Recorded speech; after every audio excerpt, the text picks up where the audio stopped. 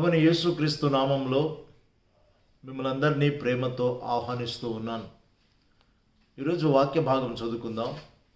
పరిశుద్ధ బైబిల్ గ్రంథంలో నుండి ఆదికాండము 49వ అధ్యాయం 7వ వచనం వినండి. వారి కోపము వెండ్రమైనది, వారి ఉగ్రత కఠినమైనది. అవి శపింపబడును. యాకోబులో వారిని విభజించదను, ఇశ్రాయేలులో వారిని చెదరగొట్టెదను. వారి కోపము వెండ్రమైనది. మనిషి యొక్క కోపము వెండ్రమైనది అనగా రౌద్రముతో కూడి ఉంటుంది. కోపం అనేది ఒక చీడ పురుగు లాంటిది.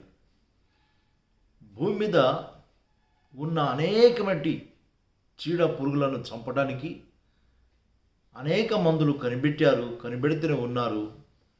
కనిపెట్టిన ఆ మందుల ద్వారా చీడ పురుగులు చనిపోతూ ఉన్నాయి. కానీ మనిషిలో వచ్చే ఈ కోపం అనే చీడ పురుగును చంపడానికి ఈరోజు వరకు ఎలాంటి మందులు ఎవరు కూడా కనుక్కోలేదు. ఈ కోపము ఎక్కడి నుండి వస్తుంది, ఎలా వస్తుంది, ఎక్కడికి పోతుంది, ఏం చేస్తుంది అనేది తెలుసుకోవడం అనేది అసాధ్యము. ఈ కోపము ఎక్కువగా అందరిలోనూ ఉంటుంది. చిన్న పిల్లల మొదలుకొని వృద్ధుల వరకు ఈ కోపము ప్రతి ఒక్కరిలో వెంటాడుతుంటుంది. ఈ కోపం వలన శాశ్వతమైన స్నేహితులు, ఎంతో ప్రేమ అనురాగంతో ఉన్న బంధాలు, బంధుత్వాలు, మంచి స్నేహాలు, మంచి సావాసము, మంచితనము అన్నీ కూడా నాశనం చేయబడుతూ ఉన్నాయి.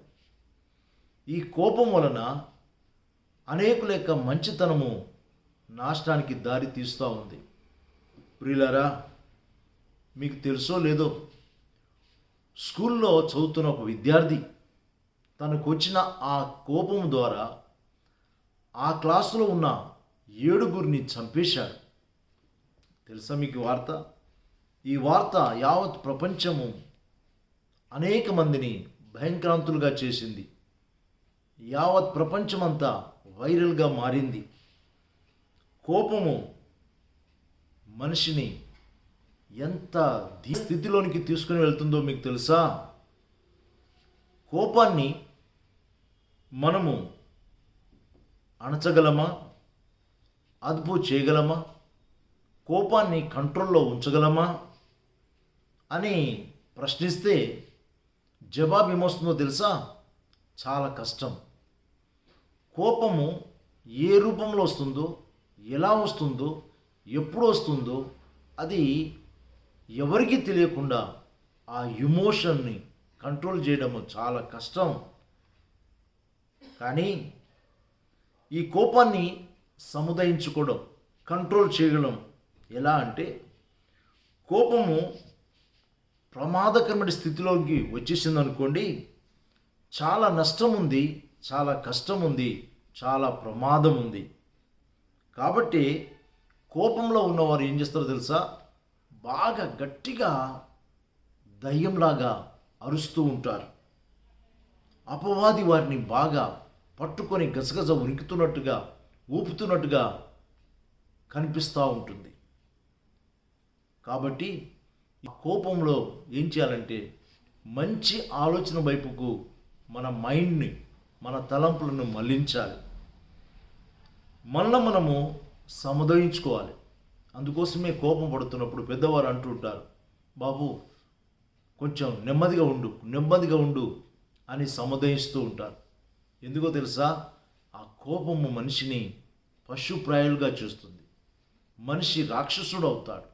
అందుకోసమే బైబిల్ చెప్తుంది, వారి కోపము వెండ్రమైనది, వారి ఉగ్రతయు కఠినమైనది, అవి శపించబడును. యాకోబులో వారిని విభజించెదను, ఇశ్రాయేలులో వారిని చెదరగొట్టెదను. కోపము మనిషిని విభజిస్తుంది, చెదరగొడుతుంది. కాబట్టి కోపపౌడి కానీ పాపము చేయకుడి. కోపం అనేది వచ్చినప్పుడు దాన్ని మనం కంట్రోల్లో ఉంచుకోవాలి. మంచి ఆలోచన వైపుకు మళ్ళించాలి. నా కోపం వలన ఏమైనా ప్రయోజనం ఉందా? ఈ కోపం వలన ఎంత నష్టపరుస్తున్నాను అని కాసేపు నిన్ను నువ్వే అదుపులో ఉంచుకొని ఆలోచించుకున్నప్పుడు దేవుని యొక్క బలమైన ఆత్మను పొందుకుంటాం. దేవుని బలమైన ఆశీర్వాదాలను పొందుకుంటాం. మంచితనాన్ని పొందుకుంటాం. మంచి స్నేహాన్ని కాపాడుకుంటాం. మంచి బంధుత్వాన్ని అభివృద్ధి చేసుకుంటాం. అలా మీ కోపంలో, మీ యొక్క ఉద్రేకంలో, రౌద్రంలో ఉన్నట్లయితే ఈరోజైనా ప్రియ ప్రభువుకు అప్పగించండి. ప్రభువా, నాకు విపరీతమైన కోపం ఉంది. ఈ కోపాన్ని కంట్రోల్ చేయడానికి మీ కృప దయచేయమని దేవుని దగ్గర అడగండి. తప్పకుండా దేవుడు సహాయం చేస్తాడు. తన కోపమే తన శత్రువు. కోపము ఎవరికి ఉంటుందో వారి జీవితాలు పాడైపోతాయి. వారు శత్రువులుగా మిగిలిపోతారు. అలా మీరు మిగిలిపోకూడదు. అలా మీరు మారిపోకూడదు. మీరు దేవుని సొత్తు, మీరు దేవుని జనాంగం, మీరు దేవుని బిడ్డలు. దేవుని ప్రేమ మీలో ఉంది. మీరు దేవుని చేత సృజింపబడిన వారు. దేవుని సృష్టి మీరు. దేవుని ఆత్మ మీలో ఉంది. కాబట్టి దేవుని యొక్క ఆత్మ చేత నింపబడిన బిడ్డల్లాగా జీవించడానికి తీర్మానం చేసుకుందాం. అలాంటి కృప పరిశుద్ధాత్మ దేవుడు మనకు దయచేయునుగాక. ప్రార్థన చేసుకుందాం. ప్రేమ కలిగిన తండ్రి, మహోన్నతుడైన ప్రభువా, మీరిచ్చిన శ్రేష్టమైన సందేశం కొరకు మీకు వందనాలు. కోపం వలన ఎంత నష్టం ఉందో జ్ఞాపకం చేశారు. ఆ కోపంలో మమ్మల్ని మేము ఎలా సమర్థించుకోవాలో, ప్రభా, కోపం నుండి ఎలా బయటపడాలో జ్ఞాపకం చేస్తూ వచ్చారు. మీకు స్తోత్రం నాయన. వాక్యం వింటున్న మా ప్రియులను పేరు పేరున దీవించండి. వారిలో ఉన్న కోపాన్ని కంట్రోల్లో ఉంచుకునే కృపను దయచేయమని యేసు ప్రభు పేరిట ప్రార్థిస్తున్నాం తండ్రి. ఆమేన్.